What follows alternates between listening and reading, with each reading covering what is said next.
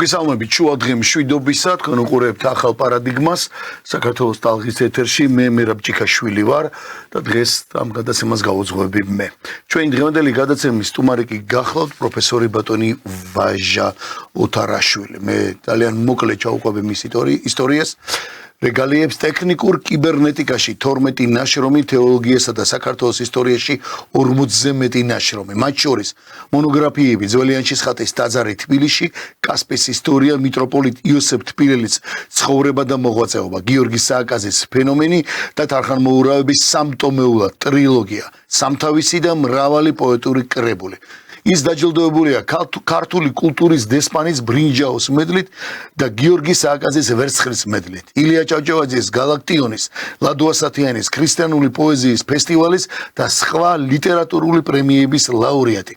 პარლამენტის წევრი 1992-95 წლებში, თბილისის საკრებულოს წევრი 2000-2022 წლებში, საქართველოს მწერალთა კავშირის თავმჯდომარის მოადგილე 2004-2014 წლებში, გამომცემლობა ეროვნული მწერლობის დირექტორი 2004-2010 წლებში, ჟურნალ ლიტერატურა და ხელოვნების გამომცემელი და მთავარი რედაქტორი 2004-2011 წლებში. მონაწილეობდა ევროპის მწერალთა კავშირების გენერალური ასამბლეის მუშაობაში, საბერძნეთი, კუნძული როდოსი 2007 წელი. მისი ლექსები თარგმნილია მრავალ ენაზე, შეტანილია ევროპის საუკეთესო მწერალთა და მთარგმნელთა კატალოგში. 54 წელია მისი ცხოვრება დაკავშირებულია გპ-ისთან, საქართველოს ტექნიკურ უნივერსიტეტთან. 1980 წლიდან კითხულობს ლექციებს ამავე უნივერსიტეტში, საქართველოს ტექნიკურ უნივერსიტეტში. საგნები, მართვის ავტომატიზირებული სისტემების აგების საფუძვლები, ალბათობის თეორია და მათემატიკური სტატისტიკა, მათემატიკური მოდელირება. პირველი დისერტაციის ავტორი მიწისზედა წყლების კონტროლის ავტომატიზების სისტემებში. მოკლედ, ეს არის რეგალია ჩვენი დღევანდელი სტუმრის ბატონი ვაჟა ოთარაშვილის. კიდევ ერთხელ მოგესალმებით ბატონო ვაჟა. და მე სპეციალურად შეგნებულად ბოლო მოვიტოვე ერთ-ერთი ყველაზე მთავარი თქვენი რეგალია 54 წელია თქვენი ცხოვრება დაკავშირებულია გპ-ისთან, საქართველოს ტექნიკურ უნივერსიტეტთან. დღეს უკვე, აი ახლა ამ წუთებშიც, მიდის უკვე აქცია გპ-ის მთავარ შესასვლელთან, ტექნიკურ უნივერსიტეტის მე-6 კორპუსთან, ანუ აი ჰუმანიტარულ ფაკულტეტის კორპუსთან, მთავარ ეზოსთან, ადმინისტრაციულ შენობასთან, უკვე პროფესორ მასწავლებლები იღებენ მონაწილეობას. რატომ? მიზეზი თითქოს და რომ არ ელოდა არავინ, აღმოჩნდა ის, რომ საქართველოს მთავრობამ, განათლების სისტემის ახალი რეფორმის ერთ-ერთ მთავარ მიმართულებად გადაწყვიტა, რომ გააერთიანოს საქართველოს უნივერსიტეტი და ასევე საქართველოს ტექნიკური უნივერსიტეტი და ეს საკითხი მეტად მტკივნეული გახდა და ყურაც საღები და უამრავი კითხვა დაისვა საქართველოს მოსახლეობიდან და რა თქმა უნდა ბუნებრივია პროფესორ მასწავლებლებიდან. ჩვენ მართლა უთმობთ ამ ეთერს, გითმობთ ამ ეთერს, მაგრამ მინდა ერთი ვიდეოთი დავიწყო, მინდა გაჩვენოთ საქართველოს პარლამენტის თავმჯდომარე ბატონი შალვა პაპუაშვილი როგორ პასუხობს შეკითხვას, იმედის ეთერში ჟურნალისტმა დაუსვა კითხვა და რას ასახელებს მიზეზად. ვნახოთ ახლა ეს ვიდეო და ჩვენ ვიწყებთ გადაცემას ბატონ ვაჟა ოთარაშვილთან. უმნიშვნელოვანესი რეფორმები დაანონსა და მათ შორის ერთ-ერთი საკითხი გახლავთ თბილისის სახელმწიფო უნივერსიტეტისა და ტექნიკური უნივერსიტეტის გაერთიანება, რომელიც სხვათა შორის ასე ჩაიფიქრა თავის დროზე ივანე ჯავახიშვილმა, როდესაც თბილისის სახელმწიფო უნივერსიტეტი დაარსა, როდესაც თბილისის სახელმწიფო უნივერსიტეტში მათ შორის ტექნიკური მიმართულების ფაკულტეტი დაარსა, მას არ დასცალდა, თორემ მის იდეა სწორედ იყო ერთი დიდი უნივერსიტეტი და სწორედ ასეთმა ბოლშევიკური აზროვნების ხალხმა მოუსწრაფა მას სიცოცხლე, ჯერ გამოვაგდეს უნივერსიტეტიდან, დააბრუნეს და რა დაახვედრეს და არც შეარგეს იქ ყოფნა. ჩვენ სინამდვილეში დღეს ვაბრუნებთ იმ იდეას, რომელიც ივანე ჯავახიშვილს ჰქონდა ერთი დიდი ქართული უნივერსიტეტის დაარსება. ბატონო ვაჟა, ჩემი ღრმა პატივისცემის მიუხედავად ბატონი შალვას მიმართ, ვფიქრობ, რომ ერთ-ერთი ყველაზე მოკლე ჩქარი პასუხი იყო ერთ-ერთ მთავარ კითხვაზე, რომელიც მას უნდა გაეცა, მაგრამ მაინც ამ მოკლე პასუხშიც კი ერთ-ერთი მთავარი ამოსავალი წერტილი იყო, რომ აი ივანე ჯავახიშვილის იდეა დააბრუნეს მათ. თქვენი პასუხი და გისმენთ, ეთერს გითხოვთ თავინაბალოდ. ბატონი პაპუაშვილის პასუხი არის ფარისეველი კაცის პასუხი. ჯერ ერთი მან ისტორია არ იცის და შეიძლება პარლამენტის თავმჯდომარე ესე აგდებულად საუბრობდეს ისეთ პროცესებზე, რომელიც საქართველოს ტექნიკური უნივერსიტეტის, ანუ იმდროინდელი პოლიტექნიკური ინსტიტუტის დაფუძნებას ეხება. ჯერ ერთი დიდმა ივანე ჯავახიშვილმა 1922 წლის 16 იანვარს საზეიმოდ გამოაცხადა ტექნიკური ფაკულტეტის გამოყოფა ივანე ჯავახიშვილის, აი დღევანდელი ივანე ჯავახიშვილის უნივერსიტეტიდან. და საზეიმოდ განაცხადა, რომ სწორედ ეს იყო დიდი ილია ჭავჭავაძის ნების აღსრულება, რომელიც ნატრობდა, რომ საქართველოს განათლებული ტექნიკური ინტელიგენცია ყოლოდა. ეს არის 1922 წელი და 1922 წლის შემდეგ ბატონი ივანე ჯავახიშვილი 1940 წლამდე სწორედ დედა უნივერსიტეტში მოღვაწეობდა. და თუ ვინმე განთესა და აიძულა წასულიყო დედა უნივერსიტეტიდან შალვა პაპუაშვილისნაირი იდიოტები და ფარისევლები იყვნენ, რასაც ახლა ეს კაცი კადრულობს და პასუხობს, იმიტომ რომ ამ ტექნიკური უნივერსიტეტის პოლიტექნიკური ინსტიტუტის სათავეებთან სწორედ დიდი ივანე ჯავახიშვილი, მელიქიშვილი და ეს ჩვენი ნიკო მუსხელიშვილი და ეს გრანდები იყვნენ, რომლებმაც ძალიან კარგად იცოდნენ, რასაც აკეთებდნენ, რომ პოლიტექნიკური ინსტიტუტის იმდროინდელი ცალკე დეკანი ალექსანდრე დიდებულიძეს საუცხო პიროვნება და რომლებმაც სწორედ საფუძველი ჩაუყარეს პირველი ტექნიკური ინტელიგენციის წარმოშობა შექმნა საქართველოში, ეროვნული კადრების შექმნა საქართველოში. 1922 წელს მოხდა, ხო, პოლიტექნიკური ფაკულტეტის ცალკე გამოყოფა 16 იანვარს.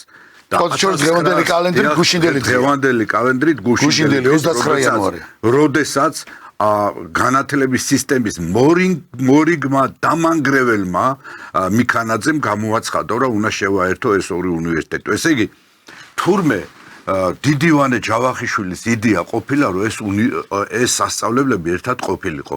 მე ახლა გავშიფრავ ყველაფერს ამათ განათლების რეფორმას, რომელიც ოფიციალური დოკუმენტია და რომელსაც ესენი უმალავენ ქართველ ერს, რომელიც თავრობის ხდომაზეც განიხილეს, სამწუხაროდ ჩვენ და რაღაცა ხუთფურცლიანი, ეგრეთ წოდებული ოპტიმიზაციის პროექტი განათლების სისტემისა, რომელიც ითვალისწინებს პირდაპირ უთხრათ საქართველოს მოსახლეობას. საქართველოში არის 19 სახელმწიფო უმაღლესი სასწავლებელი. აქედან ამათი პროექტის მიხედვით, პაპუაშვილის და მიქანაძის და ამათი თამადობით 17 უნდა ფაქტიურად დაიხუროს და გაიყიდოს. ამათ აქ აქცენტი შენობებზე გადატანილი. ხელში ჩაგდებოდათ ამ შენობების და ეს სასწავლო პროცესების და სასწავლო დაწესებულებების ოპტიმიზაციის პროექტი და რაღაცა ეს ყველაფერი არის შირმა.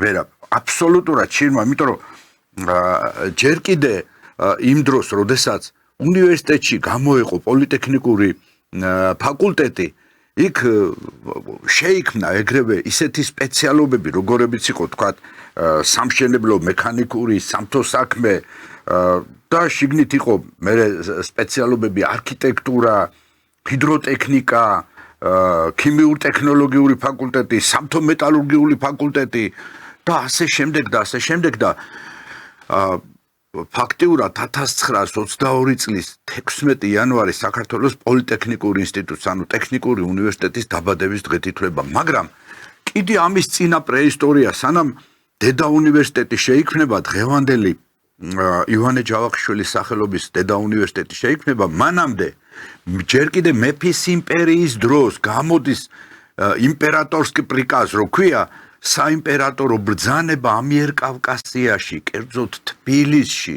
უმაღლესი ტექნიკური სასწავლებლის დაფუძნების თაობაზე, რომლის დოკუმენტი საქართველოს ტექნიკური უნივერსიტეტის ბიბლიოთეკის შესასვლელშივე დევს, იქ სხვათა შორის ეს დოკუმენტი, რომელიც საამაყო დოკუმენტია, მე რა რომ იქ რუსეთის იმპერიის დროინდელი დოკუმენტია, ხო? ეს არის ჩვეულებრივი ბრძანება და ეხლა რას გვაჩვენებს ეს ბრძანება? ამიერკავკასიაში რა, სომხეთი არ არსებობს, მაშინ აზერბაიჯანი არ არსებობს, ჩრდილოეთ კავკასია და ასე შემდეგ. არა, მათ იციან რომ საქართველოში არის განსაკუთრებული ფენომენი, სწავლის მოყვარული, უნიჭიერესი ხალხი, ერი, რომლის მიდრეკილება ცოდნისაკენ და განათლებისაკენ. და აი ასეთი იდიოტები, როგორიც არის პაპუაშვილი, ანგრევენ განათლების სისტემას, როგორიც არის მიქანაძე. ქვეყანაში, სადაც ფაზისის აკადემია არსებობდა უხსოვარი დროიდან. ფაზისის აკადემია ქრისტემდელი პერიოდიდან არსებობდა. ქვეყანა, სადაც იყალთოს და გელათის აკადემიები იყო. ჩვენ ახლა ამ ქვეყანას განათლების სისტემას მთლიანად უნგრებთ. ეს არის მორიგი ეტაპი განათლების სისტემის დანგრევისა. პირველი ეტაპი დაიწყო სააკაშვილმა, შევარდნაძემ ვერ გაბედა აშკარად, თუმცა შევარდნაძესაც მიუძღვის წვლილი აქ განათლების სისტემის დანგრევაში, მაგრამ აი 2004 წელს ლომაიას მიერ მიღებული განათლების კანონმა მთლიანად დაანგრია ეროვნული სისტემა და რღვევა დაიწყო. სწორედ მაშინ მოხდა ესე იგი სკოლებიდან განთესვა, მასწავლებლების და ასე შემდეგ რაღაც ლოტოტრონებით დირექტორების დანიშვნა და აი ამ პროცესს აგრძელებენ ახლა ერთადერთი ეს არის ის ტექნიკური ინტელიგენცია საქართველოს პოლიტექნიკური ინსტიტუტის იგივე ტექნიკური უნივერსიტეტის რომელმაც გაუძლო უამრავ სამოქალაქო ომის გაჭირვებას, უშუქობას, უხელფასობას, კუპონობას, ტყვიების ზუზუნს და ასე შემდეგ ხალხი გლდანიდან ფეხით მოდიოდა იქიდან ვარკეთილიდან, ვაზისუბნიდან ფეხით მოდიოდა პერიფერიული გაყინულ აუდიტორიებში შედიოდა. გაყინულ აუდიტორიებში მათ შორის მე შევდიოდით და ვკითხულობდით ლექციებს. და გადაარჩინეს უნიკალური ლაბორატორიები, უნიკალური ტექნიკური მოწყობილება, უფრო მეც გეტყვით ხალხო. აქ ესე იგი ისეთი გრანდები მოღვაწეობდნენ და ისეთ გრანდებთან გვაქვს საქმე, როგორიც იყო თქვა აკადემიკოსი ივერი ფრანგიშვილი, თეიმურაზ ლოლაძე, ლადო ალექსი მესხიშვილი, რომელსაც არქიტექტურის ფაკულტეტი ჰქონდა დამთავრებული, სხვათაშორის იყო კარგი მოკრივეც, კარგი მოთხილამურეც სპორტსმენი. აი ესეთი ხალხი მოღვაწეობდა, მე არ მინდა ეხლა ჩამოთვლა გავაგრძელო, იმიტომ რომ 200-ზე მეტი სოფლიო დონის დიდი მეცნიერი გამოზარდა ტექნიკურმა უნივერსიტეტმა. ხოლო საქართველოს ტექნიკური უნივერსიტეტის იმდროინდელი გპ-ის ლექტორები ლექციებს კითხულობდნენ სოფლიოს სხვადასხვა ქვეყნებში, ამერიკის შეერთებულ შტატებში, აღარაფერს ვამბობ, ალჟირს, ვიეტნამს და ბულგარეთს და ამას. სოფლიოს დიდ იაპონიაში და ასე შემდეგ და ასე შემდეგ.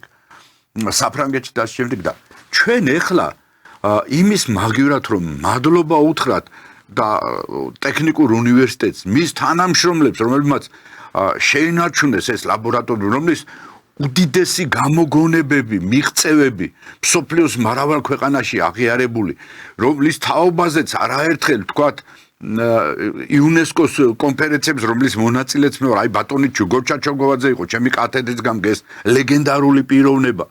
და სიამაყით აცხადებდა, რომ ქართული ინჟინერია, ქართული სამეცნიერო აზრი იყო მსოფლიოში ერთ-ერთი მოწინავე და არავის არ ჩამორჩებოდი და აი ამას ანგრევენ. ვითომ შეერთები და ვითომ სიკეთე უნდათ, ამათ არ უნდათ სიკეთე.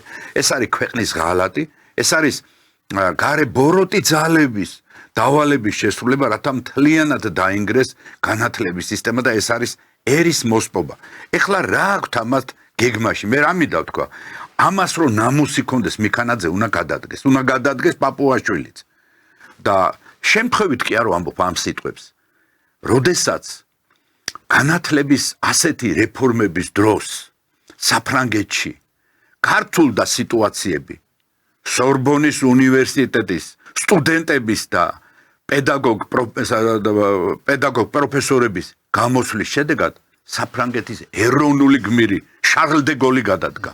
ეს არ არის ტყუილი, კაცო ნახონ, ისტორია წაიკითხონ. ეხლა მიზეზს რო ამბობს ეს იდიოტურ მიზეზს, სხვათა შორის ის მიქანაძე, რომელიც წარმოდგენა არ აქვს განათლების სისტემაზე და შეიძლება წერა კითხვაც არ იცის ნორმალურად. კაცი, რომელიც ჩაშკენის მოადგილე იყო და ადეიშვილის მოადგილე ციხეების რეჟიმის დარგში. იმან რა ჯანდაბა იცის, რა ლექცია აქვს წაკითხული და რა დაფაზე ფორმულები აქვს გამოყვანილი თუ რა მეცნიერული მიღწევები აქვს გაკეთებული.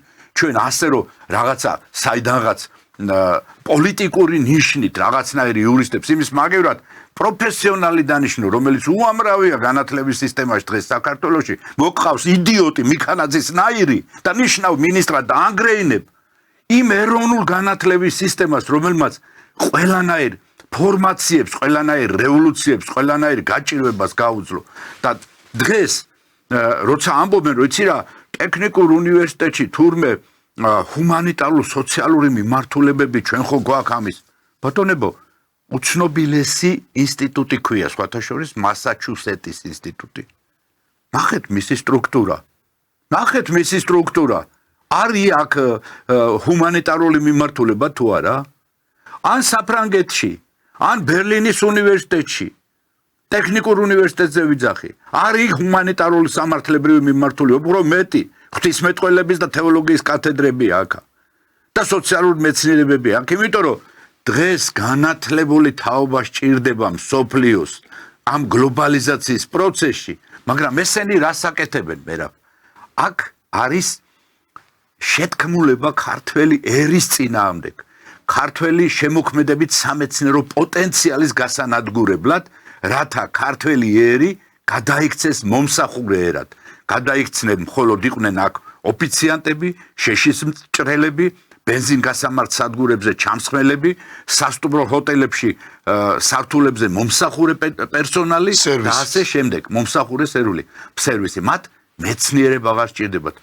ხვალზე ისინი მეცნიერებათა აკადემიასაც მიადგებიან სწორედ ეს გეგმა აქვთ მათ რომ ჯერ ნახეთ ეს ეტაპები რატო თქვი სააკაშვილის დროს დაიწყო ეს ბრძოლა და ამათ პიკში აიყვანეს და თვით სააკაშვილმა ვერ გაბედა ამ პირსისხლიანმა ფაშისტმა რომ გაეუქმებინა ეს უმაღლესი სასწავლებლები და ესენი რას აკეთებენ ეხლა რატო არ ამბობს ეს პაპუაშვილი ლაპარაკობს ძალიან დიდი გონორი თვითონ ის არის რა ქვია დიდი მოყვარული ივანე ჯავახიშვილის მეტი არ არის ჩემი მტერი ესენი არიან ამ ქვეყნის დამაქცევრები რატო არ ამბობენ სიმართლეს რომ განათლების ის რეფორმატორული პროექტი რომელიც წარადგინეს თარობის ხდომაზე სადღაც 5 გვერდი მოიცავს სწორედ იმას რომ 19 უმაღლესი სასწავლებელი უნდა შემცირდეს და უნდა დარჩეს 2 რომ დაახლოებით 80% პროფესორ მასწავლებლებისა უმუშევარი დარჩება ასევე ის ბავშვები განითესებიან უმაღლესი სასწავლებლებიდან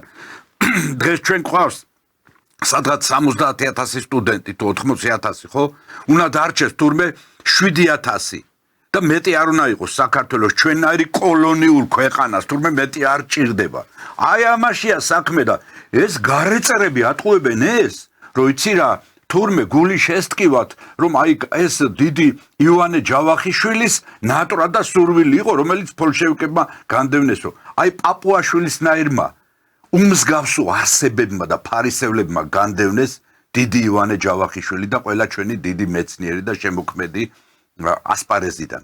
აი ამანაირი ხალხი იყო და აი ამანაირ ხალხს 24 საათში ხრეტავდა სხვათა შორის იოსებ სტალინი ის გენიალური და უზარმაზარი ქართველი კაცი. აი ამაშია საქმე რომ აი ასეთი ფარისევლები აი ესეთი გონებრივად ცვედანები ანგრევენ ამ ქვეყანას ეს არის და ამასთან უწოდებენ რეფორმას როგორ გეკადრებათ ეს არავითარი რეფორმა არ არის ეს არის დანგრევა მთლიანად ჩვენი განათლების სისტემისა რომელიც წლობით არის აშენებული ხო ტექნიკურ უნივერსიტეტს თავისი ტრადიცია გააჩნია თავისი ემბლემა გააჩნია თავისი გამოგონებები თავისი ამ ტრადიციების შექმნას ერთი წელი დანგრევას უნდა შეიძლება 5 წუთი მაგრამ ამის აშენებას წლები დაჭირდა სწორედ აი ეხლა 16 იანვარს მობრძანებული იყო მიქანაძეც ეგრეთ წოდებული განათლების მინისტრი თავისი მთელი ამ ჯოგით და საზეიმო სხდომა იყო სხვათა შორის საზეიმო წირვალოცვა ჩაატარა მეუფე ანანია ჯაფარიძემ მიულოცა ხალხს ტექნიკური უნივერსიტეტს 104 წლის თავი სიტყვით გამოვიდა ბატონი დავით გურგენიძე რომელიც ასევე არჩეული რექტორია და მას აღარ ეკითხები ეხლა რა აქ გეგმა თებერვალში უნდა გამოსცენ ბრძანება რომ გადააყენონ რექტორები და დროებითი საბჭოები შექმნენ დროებითი მმართველები რომლებიც დაშლიან ამ უნივერსიტეტებს და როგორც მოარული ხმები ამბობენ უკვე გასაკითხა სიაშია მე-7 კორპუსი ივანე ჯავახიშვილის უნივერსიტეტის საქართველოს ტექნიკური უნივერსიტეტის მეორე კორპუსი ქიმიკოსთა კორპუსი რომ ქვია მე-6 კორპუსი და ასე შემდეგ და ასე მიყვებიან უნივერსიტეტის მე-5 კორპუსი უნივერსიტეტის მე-5 კორპუსი თქვენ ხართ ჩემი ბატონი აი ამაშია საქმე ესე იგი ერთი კვირის წინ თუ 2016 2000 აი ახლა ვიზემეთ 16 იანვარს 104 წელი და დიდი მითი გამოვიდა ეს მიქანაძე არ არის ფარისეველი და მიულოცა ხალხს გაჭედილ დარბაზს რომ თქვენი ციხვა აწმოსილმა ხალხმა ამდენი შეძელით ამდენი აღმოჩენა გამოგონება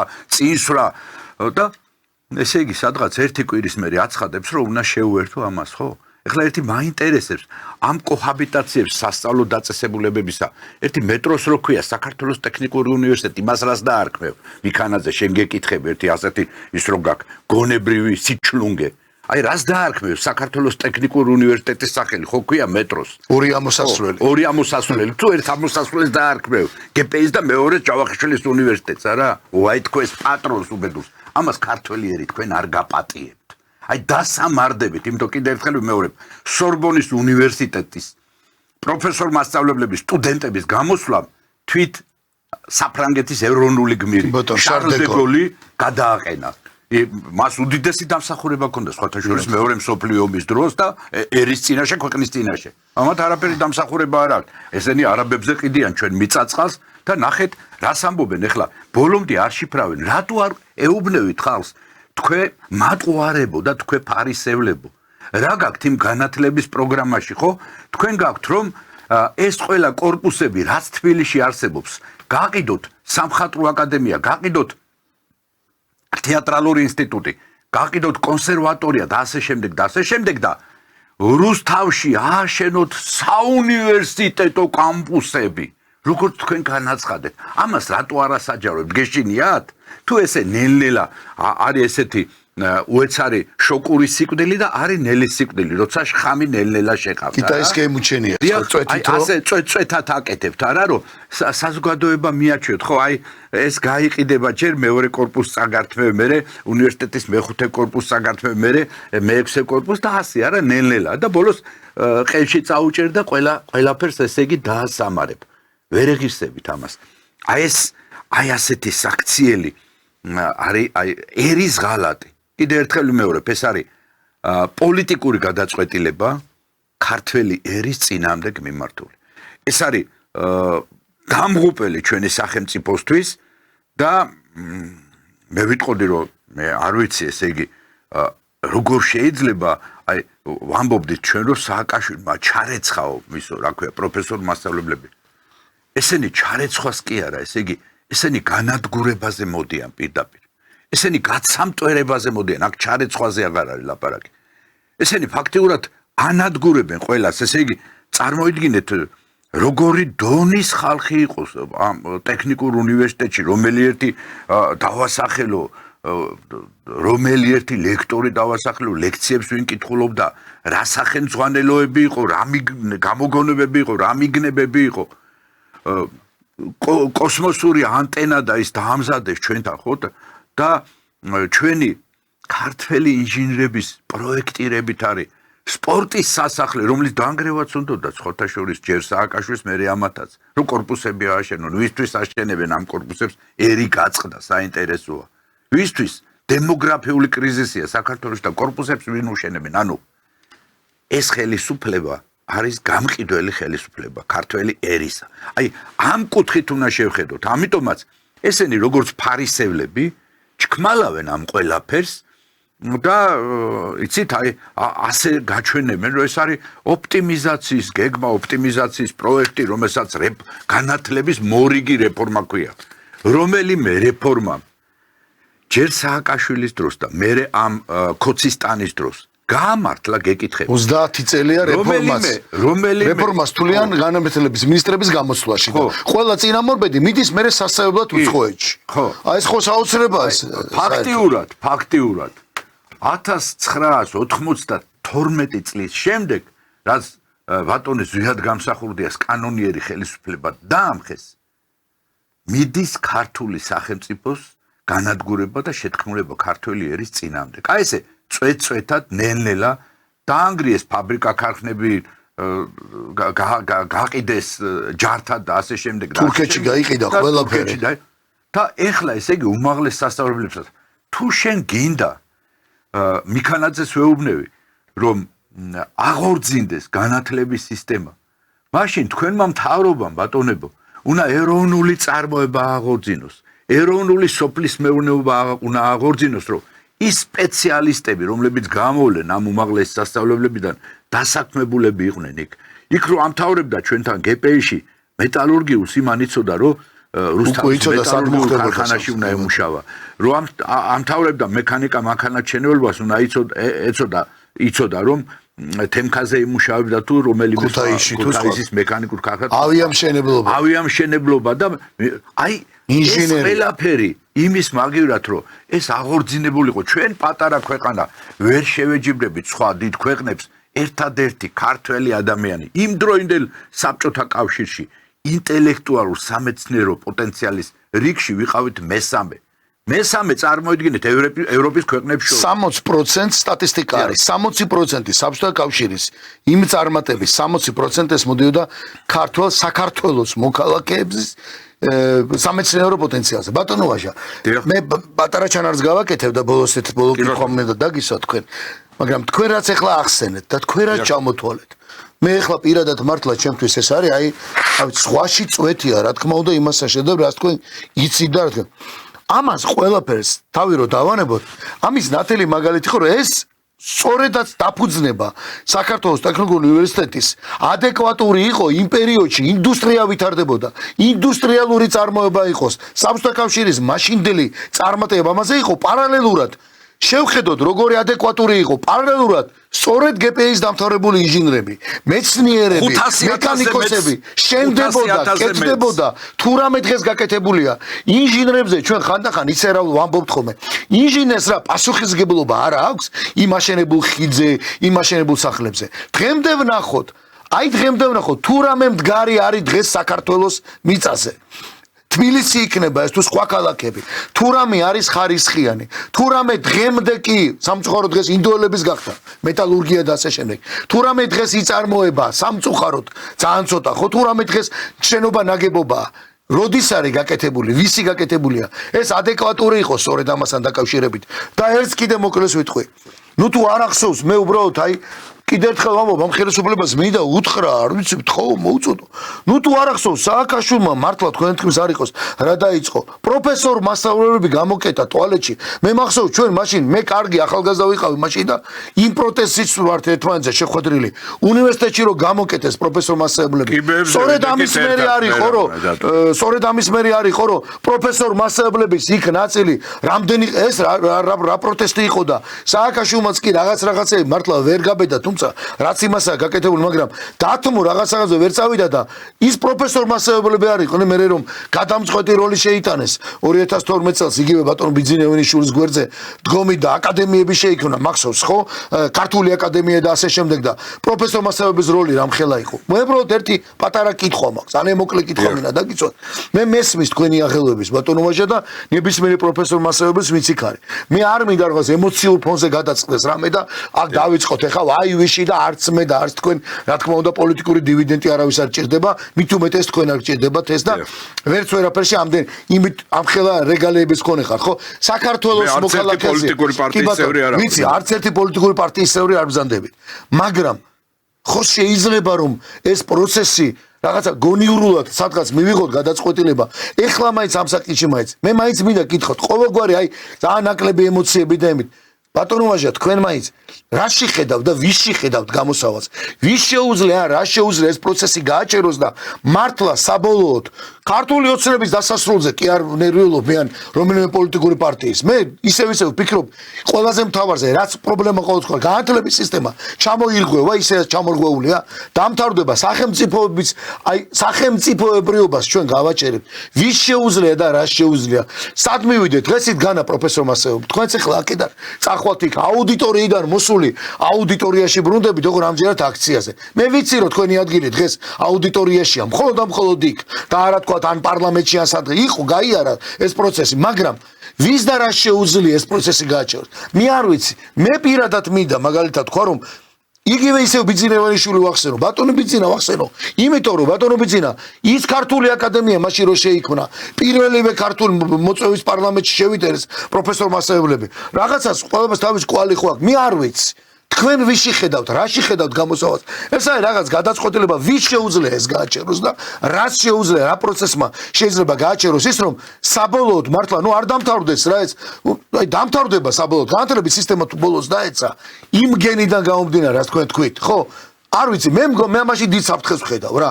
არც ტელევიზიას მე, არც რომელიღაც რაღაცა ქუჩაში გამოსულს აქციას აზრი არ აქვს. თქვენ ვიში და რაში ხედავთ გამოსავალს?